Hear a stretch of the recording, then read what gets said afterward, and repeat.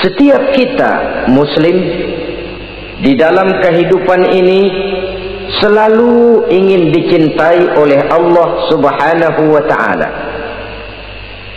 dan tidak seorang pun di antara kita yang hidup ingin dimurkai oleh Allah Subhanahu wa ta'ala. Jangankan lagi dimurkai Allah, dimarahi tetangga saja kita kadang-kadang sudah merasa tidak enak. Padahal bagaimanapun, kalau sekadar dimarahi tetangga, kita masih bisa menghindar, pergi atau pindah ke tempat lain. Tahun depan kita kembali lagi, barangkali sudah bisa berdamai. Tapi jikalau Allah yang murka kepada kita, padahal alam ini adalah miliknya belaka, rasanya kemana lagi langit tempat kita bernaung, dan kemana lagi bumi tempat kita berpijak. Setiap orang ingin dicintai Allah, tapi tidak setiap orang mau melakukan perbuatan-perbuatan yang kalau dikerjakannya Allah akan cinta kepadanya. Dan setiap orang tidak ingin dimurkai Allah, tapi orang kadang-kadang tanpa sadar melakukan perbuatan-perbuatan yang justru dimurkai oleh Allah Subhanahu wa ta'ala. Pada pertemuan kali ini ingin saya sampaikan kepada hadirin satu hadis qudsi di mana Allah Subhanahu wa ta'ala berfirman melalui lisan Nabi besar Muhammad sallallahu alaihi wasallam, "Uhibbu thalathan wa hubbi li thalathin ashad." Aku cinta, kata Allah, kepada 3 macam golongan manusia, tapi aku lebih cinta lagi kepada yang 3 macam lagi.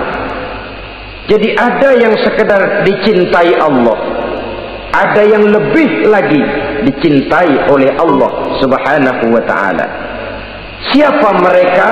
Mari kita ikuti satu persatu isi daripada hadis qudsi ini. Yang pertama, uhibbu ahlas sakha. Aku cinta, kata Allah, kepada orang-orang yang pemurah. Aku cinta kepada orang-orang yang ringan tangan, mempunyai kepekaan sosial yang tinggi, gemar menolong orang yang memang memerlukan pertolongan. Aku cinta kepada orang-orang yang semacam itu. Saudara-saudara kaum muslimin rahimakumullah, di zaman sekarang ini, seiring dengan makin tajamnya persaingan hidup, makin tingginya tensi ekonomi, antara tenaga kerja yang masuk pasaran dengan lapangan kerja yang tersedia jauh dari memadai, gaya hidup orang sumtip, semakin individualis. Timbullah sikap hidup elu-elu, gua-gua. Kepekaan sosial mulai lentur dan luntur, tapi tidak terwujud di dalam kehidupan sehari-hari. Padahal agama mengajarkan Allah cinta kepada orang-orang yang bermurah tangan, gemar melakukan pertolongan, peka melihat penderitaan dan kesulitan orang lain. Adalah Allah melebihkan rezeki sebagian kita dari yang lain. Dimaksudkan untuk saling tolong menolong, bahu membahu dan bantu membantu. Sehingga dengan demikian, apa yang disabdakan Nabi dalam hadis, "Ar-rahimuna yarhamuhumur rahman, irhamu ahlal ardi yarhamkum man fis sama." Orang-orang yang punya sifat belas kasih akan dikasihi oleh Allah Subhanahu wa ta'ala. Sayangi yang di permukaan bumi, nanti yang di langit akan sayang kepadamu, akan turun rahmahnya kepada kita bersama. Alangkah nikmatnya kehidupan ini, jikalau yang berkuasa menyayangi yang lemah lalu melindunginya, jikalau yang alim menyayangi yang awam lalu membimbingnya, jikalau yang kaya menyayangi yang miskin lalu mengulurkan tangan memberikan bantuannya. akan terciptalah rahmah dalam kehidupan. Tapi jikalau sebaliknya, yang berkuasa malah menindas dan menekan yang lemah, yang alim malah membodoh-bodohi yang memang sudah bodoh, sementara yang kaya menyantap yang miskin, akan terjadilah bala dan bencana dalam kehidupan. Bukan lagi rahmah yang turun, melainkan azab akan menimpa kita secara keseluruhan. Begitulah terdapat tirai halus yang memisahkan kita dari konsep ajaran agama kita yang luhur. Agama mengajarkan yadul ulya khairun min yadi sufla, bahwa tangan di atas lebih baik daripada tangan yang di bawah. Orang yang memberi lebih baik daripada orang yang menerima. Tapi yang kita praktekkan, kita selalu berada pada posisi tangan di bawah, menjadi umat yang manja, yang lemah, padahal bukan tidak punya potensi, tapi mungkin karena kita tidak pandai menginventarisir potensi. Kadang-kadang ada panitia pembangunan masjid, membangun masjid, meletakkan batu pertama sekaligus jadi batu terakhir. Setelah itu la yamutu wa la yahya, hidup tidak kelihatan geraknya, mati pun tidak ketahuan kuburannya. Masjid impoten, pesantren terbengkalai, majelis taklim terlunta-lunta, rumah sakit Islam tak kunjung selesai. Tidak adakah orang Islam yang kaya?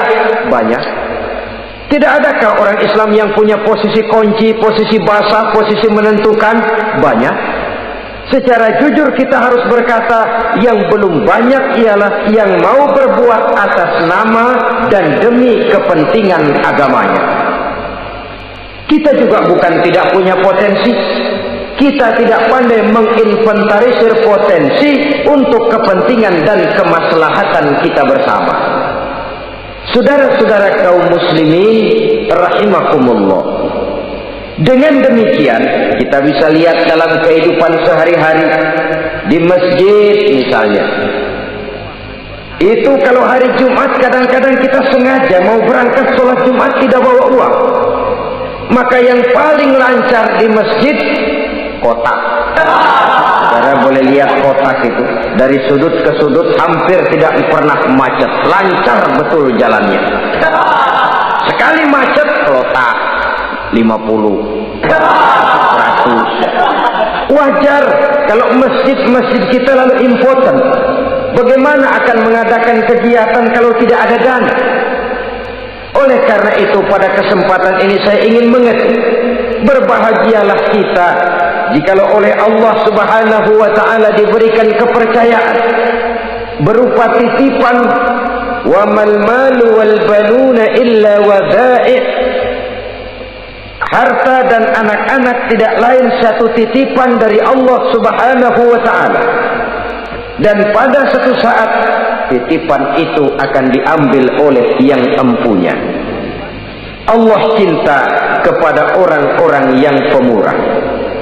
Allah akan memberikan balasan yang berlipat ganda. Kalau saudara bersedekah kepada anak yatim, bukan si yatim itu yang akan membalasnya. Kalau saudara membantu pembangunan masjid, bukan panitia masjid yang akan memberikan ganjarannya. Kalau saudara membangun pondok pesantren, bukan kiai yang punya pesantren yang akan memberikan balasannya. Allah Subhanahu wa taala melalui jalan yang tidak kita sangka-sangka, melalui jalan yang dalam istilah Quran disebut min haitsu la yahtasib, melalui jalan yang tidak pernah kita hitung, kita sangka sama sekali. Jalan gaib yang hanya Allah saja yang maha tahu. Sebaliknya, wa hubbi lil faqir as-sakhi asad, kata Allah. Aku cinta kepada orang-orang yang pemurah, tapi aku lebih cinta lagi kepada orang-orang miskin yang pemurah. Orang kaya pemurah, Allah cinta. Orang miskin pemurah, Allah lebih cinta. Kenapa? Kalau orang kaya sedekah 5.000 rupiah misalnya, orang miskin pun sedekah 5.000 rupiah, sama jumlahnya, sama ikhlasnya, sama halalnya, tapi besarnya pahala lebih besar sedekah si miskin yang 5.000 rupiah itu ketimbang si kaya yang juga 5.000 rupiah. Kenapa maka demikian? Oh, buat orang kaya uang 5.000 apalah artinya, tapi buat si miskin, untuk jumlah 5.000 itu dia harus peras keringat, banting tulang, pergi pagi, pulang sore, kaki jadi kepala, kepala jadi kaki. Tapi kok dia berani bersedekah sejumlah sedekahnya orang kaya. Ini yang dinilai oleh Allah Subhanahu wa ta'ala. Saudara-saudara kaum muslimin rahimakumullah, sifat inilah yang dahulu dicontohkan oleh baginda Rasul. Bahkan apa yang beliau sedekahkan kepada orang lain biasanya adalah sesuatu yang lebih baik dari apa yang beliau pakai sendiri. Watak ini yang diikuti oleh generasi sahabat. Kita ambil contoh ketika terjadi perang Tabuk misalnya. Datanglah Sayyidina Abu Bakar Siddiq, membawa seluruh harta bendanya disumbangkan di jalan Allah. Melihat ini Nabi bertanya, "Hal tarakta li ahlika syai'an ya Abu Bakar?" Wahai Abu Bakar, begini banyak harta yang kau infakkan fi sabilillah ini, apakah buat keluargamu sudah kau tinggalkan? Sayyidina Abu Bakar dengan tegas menjawab, "Taraktu lahumullaha wa rasulahu." Sudah, saya tinggalkan mereka Allah dan Rasulnya. Saya tinggalkan mereka keyakinan, akidah, iman, bahwa kalau kami menolong Allah, menolong agama, Allah akan menolong kami. Bahwa kami tidak akan jadi melarat karena memperjuangkan agama. Bahwa kami tidak akan jatuh miskin kalau harta ini kami belanjakan di jalan Allah. Kami tinggalkan keyakinan itu kepada anak-anak dan istri di rumah. Sementara harta yang ada seluruhnya kami bawa kemari. Keyakinan yang dimiliki oleh Sayyidina Abu Bakar Siddiq di zaman sekarang ini sudah merupakan keyakinan yang sangat langka. Kita belum yakin benar akan kebenaran janji Allah, sehingga dengan demikian timbullah keraguan-raguan. Apa iya kalau saya belanjakan uang ini di jalan Allah akan ada balasannya? Apa iya kalau uang ini saya gunakan untuk melaksanakan ibadah akan datang balasannya? Padahal dalam hadis qudsi Allah menjanjikan, "Ana inda zanni 'abdi bi." Aku ini, kata Allah, bagaimana menurut persangkaan hambaku saja kepadaku. Kalau dia sangka baik, insya Allah baik datangnya. Kalau dia sangka tidak, aku bagaimana menurut sangka hambaku kepadaku. Itulah sebabnya dalam segala hal kita harus husnuzan, berbaik sangka kepada Allah Subhanahu wa ta'ala. Saudara-saudara kaum muslimin rahimakumullah, inilah golongan pertama kekasih Allah, orang-orang yang dicintai Allah, orang-orang yang pemurah, yang sadar bahwa harta hanya sekadar titipan dari Allah Subhanahu wa ta'ala. Dan harta menurut Nabi, apabila sudah kita belanjakan di jalan Allah, dia akan berkata, pertama, kuntu qalilatan fakassartani, jumlahku sebenarnya sedikit, tapi lantaran engkau sedekahkan aku, engkau belanjakan aku di jalan Allah, maka jumlahku jadi banyak. Kau sedekah 1.000, dibalas 7.000, dikali 10, dikali 100, masih ditambah wallahu yudha'ifu liman yasha. Allah melipat gandakan pahala kebajikan dari orang-orang yang dikehendakinya. Yang kedua, harta itu akan bicara lagi. Kuntu faniyatan fa'abqaitani, aku ini sebenarnya fana, tidak kekal, berubah, relatif dan temporer, sirna oleh pergeseran masa dan pertukaran waktu. Tapi lantaran kau sedekahkan aku, engkau belanjakan aku di jalan Allah, maka nilaiku jadi kekal, akan mendampingi engkau sampai di hadrat Allah Azza wa Jalla di akhirat nanti. Jadi harta yang kita tumpuk-tumpuk, yang kita sangka akan mengekalkan kita sampai tidak akan miskin 7 keturunan, dengan segala macam cara kita tempuh, dia bukan harta yang kekal. Yang kekal yang kita belanjakan di jalan Allah Subhanahu wa ta'ala. Itu milik kita yang benar-benar akan kita nikmati. Yang ketiga, harta itu akan berkata lagi, kunta harisi fal'ana sirtu harisaka. Dahulu kamulah yang menjaga saya, tapi sekarang setelah saya sedekahkan, setelah engkau sedekahkan aku, setelah engkau belanjakan aku di jalan Allah, bukan engkau lagi yang jaga aku, kata si harta, akulah yang akan menjagamu. Di dunia orang yang rajin sedekah, sedekahnya itu menolak bala, terhindar dari segala bencana dan musibah. Sementara di akhirat, sedekahnya itu akan menjadi dinding yang menjaga dia dari jilatan api neraka. Demikian harta yang sudah kita infakkan, kita belanjakan, kita sedekahkan di jalan Allah itu akan menjadi pejangga kita. Sehingga Nabi menyatakan, inna sadaqatal mar'il muslim tazidu fil umri wa tadfa'u mitatas su'i. Sesungguhnya sedekahnya seorang mukmin dapat menambah umur panjang dan menyelamatkan seseorang dari mati secara su'ul khatimah. Marilah kita melihat bahwa agama ini memerlukan kita, bahwa umat ini mengharapkan pengorbanan kita.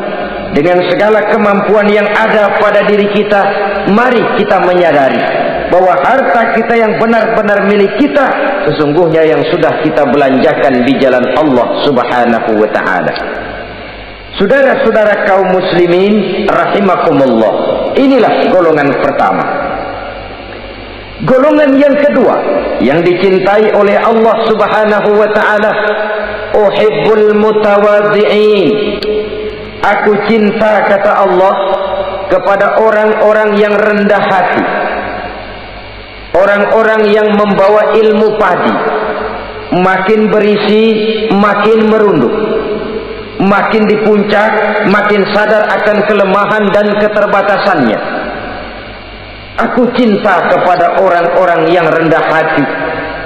Adalah satu sifat dari Rasulullah sallallahu alaihi wasallam yang diriwayatkan oleh Imam Abu Ja'far Al-Barzanji misalnya dalam rawi Barzanjinya, wa kana sallallahu alaihi wasallam syadidal haya'i wat tawadhu. Adalah Rasulullah sallallahu alaihi wasallam seorang yang sangat pemalu dan sangat rendah hati. Tawadhu, tidak melonjak menjadi angkuh dan sombong. Walaupun beliau adalah asraful anbiya wal mursalin, nabi dan rasul termulia, imamul muttaqin, imamnya orang-orang yang bertakwa, rahmatan lil alamin, diutus sebagai rahmah bagi seluruh alam, tapi tawaduknya demikian luar biasa. Ketika beliau terusir dari Mekah, kita bisa membayangkan meninggalkan kampung halaman, meninggalkan keluarga yang berbeda akidah, hijrah ke Madinah. Tapi pada lain kesempatan, ketika beliau dengan bala tentaranya masuk ke kota Mekah, dan orang-orang kafir Quraisy yang kita kenal dalam peristiwa Fathu Makkah itu, gentar hati mereka, sembunyi di dalam rumahnya masing-masing. Mereka masih ingat beberapa tahun yang silam, dikala Nabi Muhammad dan para sahabatnya dikejar-kejar, terusir dari Mekah, hijrah ke Madinah. Sekarang Rasul kembali ke Mekah dengan segala keperkasaan bala tentaranya. Mereka berpikir, andai kata Muhammad mau saja membalas dendam, habis kita ini, habis, tidak akan tersisa. Dahulu dia kita caci maki, dahulu dia kita usir, dahulu dia kita kejar-kejar untuk kita bunuh. Sekarang kita tidak berdaya. Muhammad dengan perkasa, dengan bala tentaranya yang gagah sekarang masuk ke kota Mekah. Apa yang harus kita lakukan? Mereka menunggu dan menunggu, dan Nabi dengan gagah masuk ke kota Mekah bersama bala tentaranya. Apa ucapan yang pertama beliau lontarkan? Pembalasan dendam? Tidak. mencari orang-orang yang dulu mengejar, memusuhi, mengancam akan membunuhnya. Tidak. Beliau tidak teriak-teriak, mana itu Abu Jahal, mana itu Abu Lahab, mana itu Abu Sufyan, mana itu dulu orang-orang yang memusuhi saya dan sahabat saya, ayo keluar kalau berani. Tidak. Pidato ucapan pertama yang keluar dari bibir yang mulia itu sungguh di luar perkiraan kufar Quraisy. Apa jawab Nabi? Pidato Nabi, al-yauma yaumul marhamah. Tuan-tuan para Quraisy, tidak usah khawatir. Hari ini adalah hari yang penuh kasih sayang. Saya masuk ke kota Makkah semata-mata untuk menunaikan ibadah. Tidak akan ada balas dendam, tidak akan ada pertumpahan darah. Siapa yang masuk ke Masjidil Haram dia aman. Siapa yang masuk ke Masjidil Haram dia tenang, tidak akan diganggu barang sedikit pun. Bersih hatinya dari balas dendam. Tidak ada watak untuk menunjukkan kepongahan pada beliau berada di puncak kejayaan. Tidak. Ini yang disebut sadidul haya wat tawadhu. Sangat rendah hati, tidak melonjak menjadi angkuh dan sombong lantaran keberhasilan yang pernah dicapainya. Uhibbul mutawadhi'in. Aku cinta kepada orang-orang yang rendah hati. Makin berkuasa, makin rendah hati. Makin berilmu, makin rendah hati. Makin kaya, makin tawadhu. Wa hubbi lil ghaniyil mutawadhi ashad. Tetapi kata Allah, aku lebih cinta lagi kepada orang-orang kaya yang rendah hati. Orang miskin tidak sombong, Allah cinta. Orang kaya tidak sombong, Allah lebih cinta. Sebabnya apa? Rasa-rasanya kalau ada orang miskin tidak sombong, memang sudah harusnya. Tapi kalau ada orang kaya, apa saja dia punya. Kebunnya ada di mana-mana, kendaraannya sejumlah keluarganya, uangnya, depositonya ada di berbagai bank, pabriknya banyak. Apa saja dia punya, tapi tidak sombong, tawadhu. Ini yang lebih dicintai oleh Allah Subhanahu wa ta'ala. Saudara-saudara kaum muslimin rahimakumullah. Oleh karenanya hadis qudsi ini menanamkan kesadaran kepada kita bersama bahwa yang pantas untuk sombong hakikatnya cuma Allah saja. Itu sebabnya salah satu asmaul husna Allah disebut al-mutakabbir. Kalau Allah sombong wajar, karena memang tidak ada Tuhan lain selain Allah.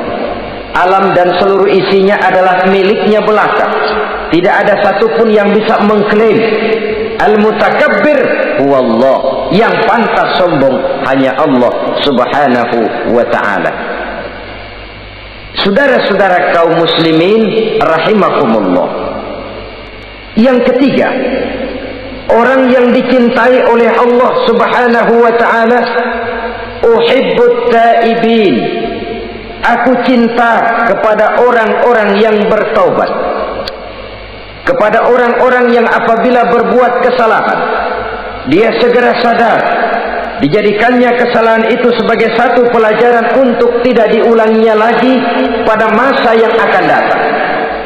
Adalah lebih baik kita mulai dari kertas yang kelabu, hitam sekalipun, kalau akhirnya akan menjadi lembaran-lembaran yang putih, ketimbang kita mulai dengan lembaran yang putih, kalau akan ditutup dengan lembaran-lembaran hitam noda yang tidak berhapus.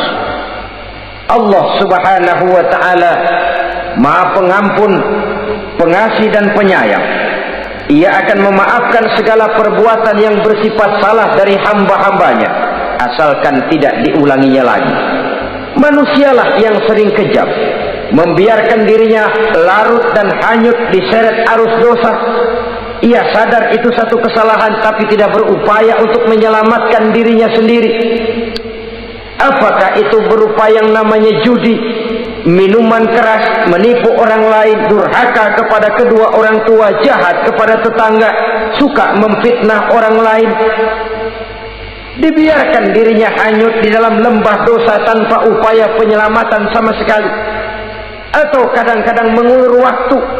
Nanti saja sudah tua-tuaan taubatnya. Padahal waktu tidak pernah main-main.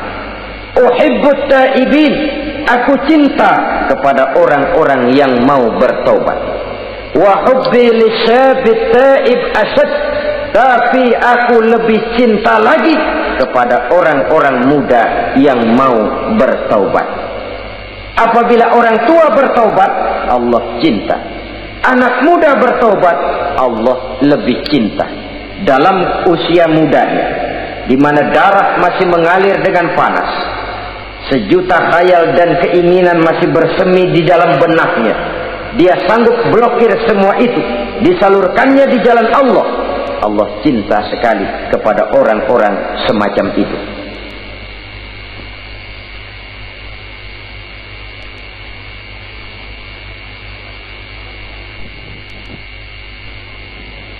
Saudara-saudara kaum muslimin rahimakumullah, kalau tadi sudah saya jelaskan 3 golongan orang-orang yang dicintai Allah, yakni para kekasih Allah, orang-orang yang pemurah, gemar memberikan pertolongan. Kemudian yang kedua, orang-orang yang rendah hati. Dan yang ketiga adalah orang-orang yang suka bertaubat. Maka kemudian hadis qudsi ini dilanjutkan oleh Allah Subhanahu wa ta'ala dengan menjelaskan lawanan dari 3 golongan tadi. Kalau 3 golongan tadi adalah orang-orang yang dicintai Allah, maka 3 golongan yang berikutnya adalah mereka yang dibenci, dimurkai oleh Allah Subhanahu wa ta'ala. Siapa mereka? Jumlahnya juga 3, lawanan dari yang 3 tadi pertama. Yang pertama, saudara-saudara, abghadul bukhala, aku benci, kata Allah, kepada orang-orang yang bakhil, orang yang kikir, orang yang diberikan amanah berupa harta, lalu tidak tersentuh hatinya melihat kesulitan dan penderitaan orang lain. Tetangganya meratap dan merintih kelaparan, sementara ia dengan tenang berpangku tangan, padahal ada kelebihan rizkinya. Ia tahu kesulitan orang lain, tapi ia tidak berusaha mengulurkan tangan memberikan bantuan. Kenapa seseorang bisa terjebak ke dalam penyakit bakhil bin kikir alias pelit seperti ini? Oleh karena harta benda dunia itu sudah berakar kuat di hatinya. Tidak mau lepas lagi ia dari sana. Tidak mau berpisah ia dengan harta itu walau sedikit jua pun. Dan memang para ulama sufi mengajarkan, orang kaya itu ada 2. Ada orang kaya hakiki, ada orang kaya majazi. Orang kaya hakiki, orang kaya sebenarnya adalah orang yang kaya hatinya. Luas cakrawala pandangannya, terbentang nuansanya, tidak cuplik melihat karunia yang diberikan Allah dalam kehidupan ini. Orang yang kaya hati, inilah orang kaya hakiki. Adapun orang kaya majazi adalah orang yang banyak hartanya tapi miskin hatinya. Hidupnya sudah melimpah tapi ia selalu merasa kurang, maka ia tidak pernah cukup. Posisinya sudah kaya tapi ia masih merasa miskin, maka ia pun selalu miskin. Imam Ghazali rahimahullah memberikan contoh yang indah. Perjalanan hidup manusia sama dengan naik kapal laut yang besar menuju pulau bernama akhirat, mencapai pantai surga bahagia. Kapal ini akan singgah di satu pulau bernama dunia. Para penumpang diperbolehkan turun, tapi sebelumnya diingatkan lebih dahulu bahwa ini cuma sekedar tempat transit. Di dunia, di pulau yang bernama dunia, para penumpang boleh mengambil apa yang memang diperlukan untuk bekal dalam perjalanan. Tapi jangan lupa bahwa kapal akan melanjutkan perjalanan menuju kepulauan akhirat yang kekal dan abadi. Maka turunlah para penumpang ke pulau yang bernama dunia ini. Macam-macam tingkah lakunya ketika mereka menjejakkan kaki ke pulau dunia. Ada yang tetap sadar kepada pesan nakoda. Dia turun ke pulau yang bernama dunia, yang hijau, ranau, indah, memikat, mempedaya, mempesona. Tapi ia tetap sadar, ini cuma tempat transit, ini cuma tempat persinggahan sementara, bukan ini tempat yang akan saya tuju. Kapal akan segera berangkat, saya harus bersiap-siap. Diambilnya apa yang diperbolehkan di pulau bernama dunia sebagai bekal menuju perjalanan akhirat, dan setelah itu dia segera kembali ke kapal untuk melanjutkan perjalanannya. Ada pula penumpang yang lalai. Ketika turun ke pulau bernama dunia ini, ia lupa kepada pesan sang nakoda. Ia terpedaya oleh hijau ranaunya kepulauan dunia. Ia terpikat oleh gemerlapnya kehidupan dunia. Sibuklah seluruh waktunya untuk mengambil segala yang ada di kepulauan dunia ini. Ia menyangka bahwa ia sudah sampai kepada tujuan yang sebenarnya. Dikala peluit kapal berbunyi, pertanda kapal akan segera berangkat, rupanya baru sadar dia bahwa ini bukan tujuan yang sebenarnya. Ia berusaha kembali ke kapal, walaupun masih bisa ikut naik kapal, tapi sayang tempatnya sudah ditempati oleh orang lain. Inilah contoh dari orang-orang yang kehidupan dunia telah melalaikan mereka daripada tujuan akhirat. Yang lebih celaka adalah nasib penumpang ketiga, mereka yang tertinggal sama sekali di kepulauan dunia ini. Mereka lah orang-orang kafir, orang-orang munafik, orang-orang musyrik. Bagi mereka surgalah dunia ini. Bila kehidupan dunia berakhir, berakhir pula lah surganya sampai di situ.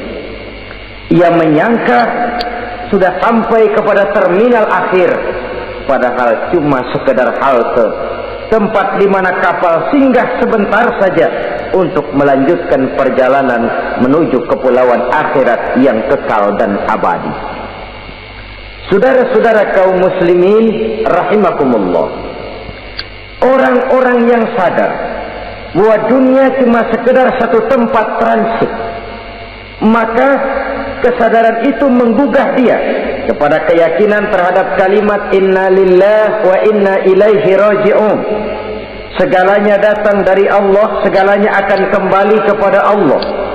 Tidak ada yang dibawanya saat ia terlahir ke alam dunia ini, dan tidak akan ada yang dibawanya kembali saat ia keluar meninggalkan alam dunia ini, kecuali iman dan amal soleh yang dikerjakannya di dalam kehidupan kita. Bukan bakhil yang menyebabkan orang cepat jadi kaya, bukan pemurah yang menyebabkan orang jatuh miskin dan bangkrut, tetapi kesadaran bahwa segalanya datang dari Allah, segalanya akan kembali kepada Allah, akan membuat kita walaupun memiliki harta dan benda, tapi ia tidak berurat dan berakar di dalam hati. Abghadul bukhala, kata Allah, aku benci kepada orang-orang yang bakhil. Kadang-kadang jangankan untuk orang lain, untuk kepentingan agama, dirinya sendiri saja tidak bisa menikmati kekayaannya. Kaya dia sebenarnya, tapi dia tidak sadar akan kekayaannya. Lebih celaka lagi, dia tidak tahu untuk apa kekayaan itu akan dipergunakan. Lahirnya mazhab materialisme, hidup serba cukup, serba ada, seperti yang kita lihat di negara-negara yang makmur, di Eropa bagian barat misalnya. Keluarga-keluarga jet set yang akhirnya bingung karena kebanyakan harta. Kalau kita di timur umumnya bingung karena tidak punya harta. Di sana orang bingung karena kebanyakan harta, mau diapakan harta itu. Akhirnya timbullah gaya hidup yang aneh-aneh. Membentuk klub-klub nudis terlepas dari pergaulan dunia ramai. Bergerombol tidur di goa-goa. Padahal rumahnya macam istana, kamarnya 37, ada kolam renang, ruangan ber-AC. Kemana pergi mobil sejumlah keluarga. Dari merek-merek yang mewah, keluaran mutaakhir. Tidak puas mobil, punya kapal pesiar, kapal laut. Tidak cukup kapal laut, punya kapal pesawat terbang pribadi. Apa yang dimau, uangnya bisa bicara. Tapi akhirnya lalu sampai kepada titik jenuh. Sampai kepada yang namanya frozen emotional attitude. Dan sikap bakhil inilah yang pada akhirnya mendorong seseorang untuk sampai kepada tingkat yang disebut tamak, rakus, serakah.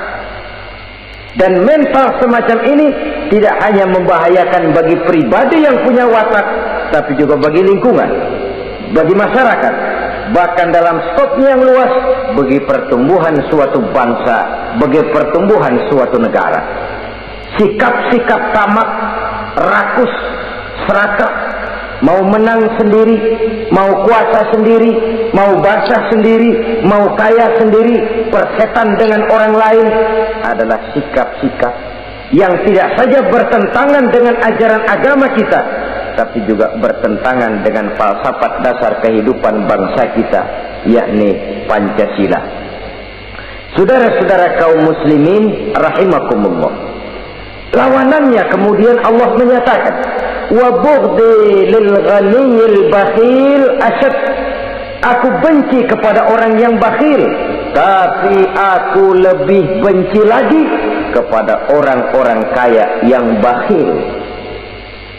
Kalau orang miskin pelit, barangkali masih orang berkata pantaslah dia tuh pelit, miskin.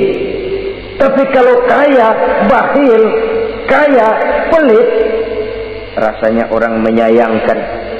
Apa saja dia punya, tapi bakhil, pelit, tidak sadar bahwa itu adalah amanah Allah yang satu saat akan dimintakan pertanggungan jawab di padang mahsyar nanti. Inilah golongan pertama yang dibenci oleh Allah Subhanahu wa ta'ala. Golongan yang kedua, abghadul mutakabbirin. Aku benci kepada orang-orang yang sombong. Baik sombong oleh karena kekuasaan, kekuatan, wewenang, jabatan. Baik sombong oleh karena ilmu pengetahuan, skill, keahlian, kemampuan. Baik sombong oleh karena harta benda dan kekayaan. Sombong dalam segala bentuknya tidak disenangi oleh Allah Subhanahu wa ta'ala. Inilah yang saya maksud tadi dengan membawa ilmu padi seharusnya. Semakin berisi, semakin merunduk. Sebab pepatah orang-orang tua kita bilang, air beriak tanda tak dalam, tong kosong bunyinya nyari. Orang belajar silat kalau baru dapat 2-3 jurus memang genit, bukan main. Sesuatu yang barangkali sudah lumrah dalam kehidupan. Tapi yang diajarkan oleh agama, abghadul mutakabbirin, aku benci kepada orang-orang yang sombong. Al-Quran syarat dengan contoh-contoh, baik dari perjalanan sejarah, baik dari perjalanan para nabi dan para rasul. Seluruhnya merupakan tamsil, contoh dan ibarat bagi kita bersama. Fanzuru kaifa kana akibatul mukazzibin.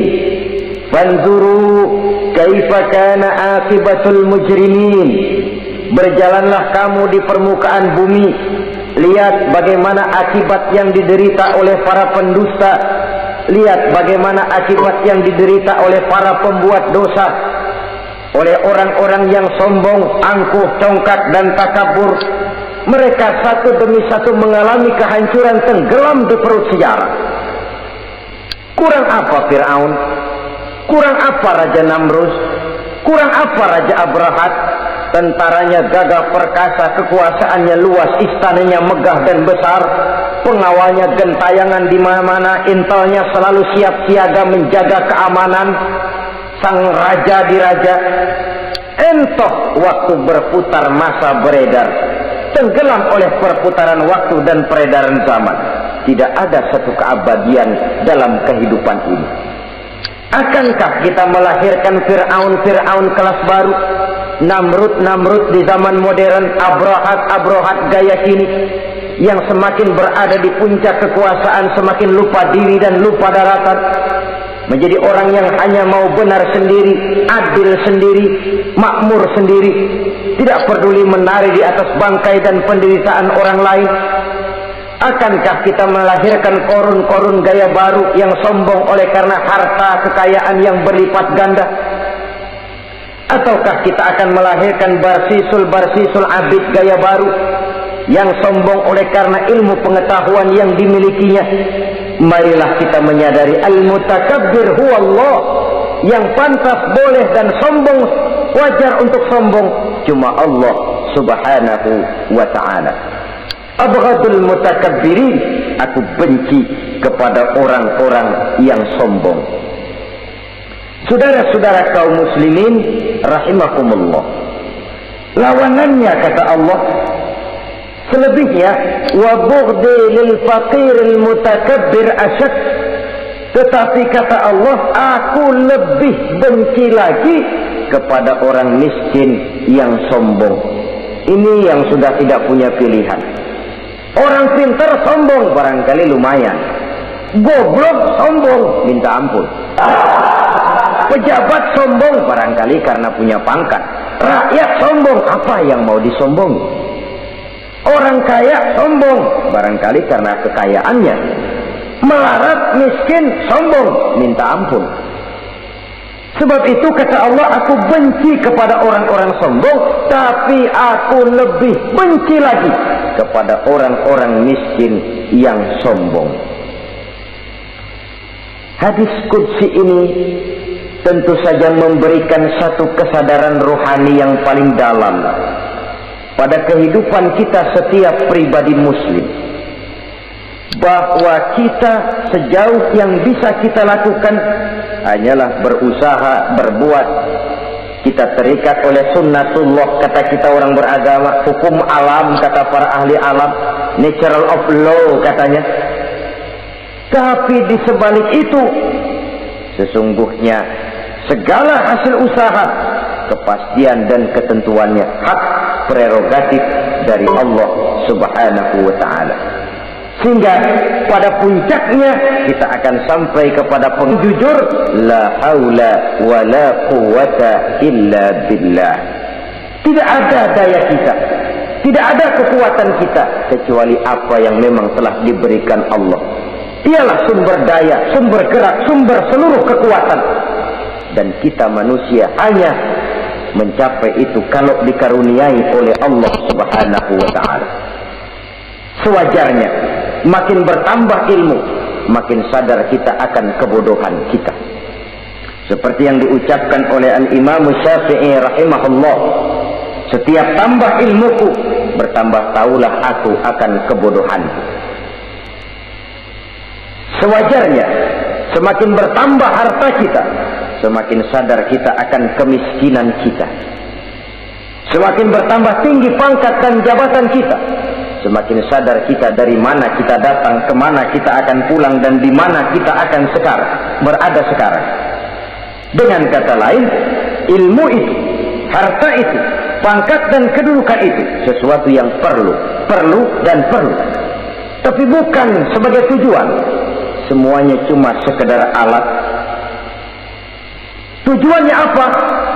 Jangka panjang di akhirat untuk mencapai ridho Allah. Jangka pendek di dunia ini harus menjadi rahmatan lil alamin. Bagaimana ilmu itu jadi rahmah bagi lingkungan, bagaimana kekuasaan itu jadi rahmah bagi lingkungan, bagaimana harta itu jadi rahmah bagi lingkungan, berfungsi sosial untuk kebersamaan di dalam kehidupan ini. Saudara-saudara kaum muslimin rahimakumullah, inilah golongan kedua yang dimurkai oleh Allah Subhanahu wa ta'ala. Golongan yang ketiga, abghadul fasaq, aku benci, kata Allah, kepada orang-orang yang berhati keras, berhati batu, tidak mempan nasihat, baik nasihat itu datang dari Allah, baik nasihat itu datang dari orang lain, baik nasihat itu datang dari dalam dirinya sendiri, atau nasihat yang dipandangnya, yang dilihatnya dalam segala gerak kehidupan. Satu hari bahkan beberapa sahabat pernah menghadap Rasulullah sallallahu alaihi wasallam. Ya Rasul, jikalau sekarang ini kami nyaris tidak punya problem, artinya semua problem kami tuntas, sedikit kami bingung, Tuanlah tempat kami bertanya. Kami tidak mengerti hukum, Tuan tempat kami meminta fatwa. Kami ingin mendapat petunjuk, kepada Tuan kami mengadu. Tapi nanti kalau satu saat Tuan telah berangkat meninggalkan kami ya Rasulullah, menghadap Allah Subhanahu wa ta'ala, tinggallah kami hidup tanpa bimbingan Tuan, kemana lagi kami harus minta nasihat? Baginda Rasul senyum, kemudian beliau menjawab, taraktu lakum nasihataini, kamu tidak usah khawatir. Kalaupun pada satu saat nanti aku berangkat meninggalkan kamu semua, kembali menghadap Allah Subhanahu wa ta'ala, kamu tidak perlu bingung. Tempat kamu minta nasihat ada, tempat kamu bertanya ada, tempat kamu minta fatwa dan kepastian hukum ada. Taraktu lakum nasihataini, aku tinggalkan untukmu dua macam nasihat. Pertama, yang aku tinggalkan kepadamu itu nasihat yang pandai bicara. Yang kedua, yang aku tinggalkan kepadamu itu nasihat yang diam saja. Sahabat lalu bertanya, kalau nasihat yang bisa bicara itu apa ya Rasul? Beliau menjawab, Al-Quranul Karim. 6.666 ayat, 30 juz, 114 surah, seluruhnya nasihat bagi umat Islam.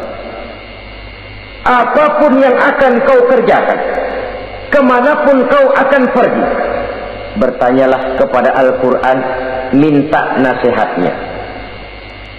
Bertanya langsung? Tentu tidak.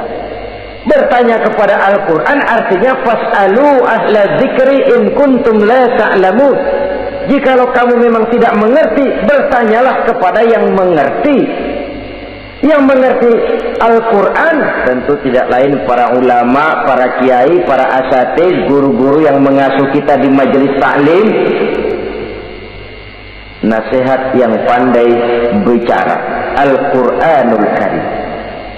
Kemanapun saja kaki akan kita langkahkan, ke arah manapun bumi yang akan kita tuju, mintalah lebih dahulu nasihat Al-Quranul Karim. Usaha apapun yang akan kita lakukan, mintalah nasihat kepadanya. Itu nasihat yang pandai bicara. Lalu sahabat bertanya lagi, kalau nasihat yang diam saja itu apa ya Rasul? Beliau menjawab, nasihat yang diam saja itu maut. Diam saja dia, tidak bicara, tapi pasti datangnya. Dan itu jadi nasihat. Kalau sekarang kau menyolatkan orang lain, apa tidak mungkin besok kau disolatkan orang? Kalau hari ini kau antar jenazah temanmu ke liang lahat, entah tahun depan, bulan depan, minggu depan, entah 5-10 tahun yang akan datang, bukankah kau yang akan diantar ke liang lahat? Kau tengoklah temanmu itu, matanya masih ada tapi sudah tidak sanggup lagi melihat. Jangankan melihat, digerakkan saja pun sudah tidak bisa. Telinganya belum kemana-mana tapi sudah tidak mampu lagi mendengar. Kakinya masih cukup tapi sudah tidak mampu untuk dipakai berjalan. Tangannya masih ada tapi tidak ada lagi yang bisa dipegangnya. Apa yang kurang kalau sudah demikian? Kau tumpuk harta kekayaan untuk 7 turunan, kau sangka kau tidak akan mati karena itu. Kau ingin selalu berada di puncak, padahal hidup ini mendaki dan menurun. Ini seluruhnya merupakan nasihat. Orang yang hatinya keras tidak mempan nasihat yang datang dari Allah, Quran dan maut. Nasihat yang datang dari orang lain, kadang-kadang diberikan nasihat, lebih pandai dia berkilah, lebih pandai dia berkelit, lebih pandai dia berjawab. Orang yang memberi nasihat baru bicara 1, dia sudah 10. Nasihat yang datang dari orang lain tidak juga bisa menyentuh hatinya.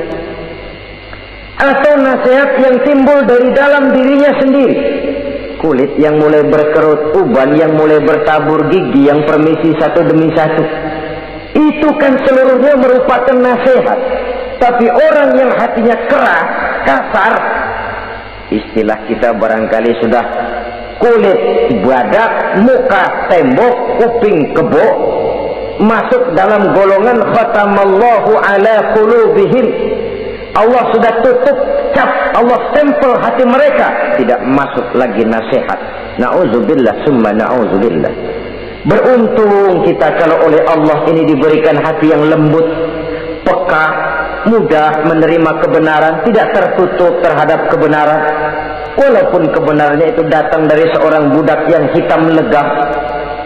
Karena memang agama mengajarkan khuzil hikmata wa la yadurruka min ayyi wi'ain kharajat. Ambillah hikmah, ambillah kebenaran, tidak usah terlalu kau pedulikan dari mana sumbernya. Asal itu merupakan kebenaran, jadikan sebagai nasihat di dalam kehidupan. Saudara-saudara kaum muslimin rahimakumullah, rugi dan celaka kita kalau sampai diberikan hati yang keras, kasar, masuk dalam qaswatul qalbi, hati yang kasar, keras, tidak mempan nasihat apapun. Kalau kadang-kadang masuk telinga kanan, keluar lagi telinga kiri, tidak pernah singgah di lubuk hatinya walau sebentar sekalipun, tidak pernah transit, atau kalaupun transit seperti air di daun talas, mudah bergoyah ke kiri dan ke kanan. Allah benci kepada orang-orang yang hatinya keras. Selanjutnya, wa bughdhi lisaykhil fasik asad. Tapi kata Allah, aku lebih benci lagi kepada orang tua yang hatinya keras. Tua-tua keladi katanya, makin tua makin menjadi. Kalau ada anak muda bandel, nakal, setidaknya orang masih punya harapan. Masih ada orang berkata, ya doain aja dah, mudah-mudahan dia makin dewasa, makin lurus jalan hidupnya, makin benar langkahnya, makin sadar rasa keagamaannya. Masih ada ucapan seperti itu. Tapi kalau sudah tua malah makin gila, orang sudah habis harapan. Paling orang bilang, tuh aki-aki udah asar, udah maghrib, udah dekat ke lubang kubur, bedung maghrib masih nyingsot aja di perapatan. Saudara-saudara kaum muslimin, habis rasanya harapan orang. Aku benci kepada orang yang hatinya keras, tapi aku lebih benci lagi kepada orang tua yang berhati keras. Kenakalan remaja dibenci Allah, kenakalan orang-orang tua lebih dibenci oleh Allah Subhanahu wa ta'ala. Saudara-saudara kaum muslimin rahimakumullah, semoga kita termasuk ke dalam golongan orang-orang yang dicintai Allah, para kekasih Allah, dan kita berlindung kepada Allah jangan sampai termasuk ke dalam golongan orang-orang yang dimurkai dan dibencinya.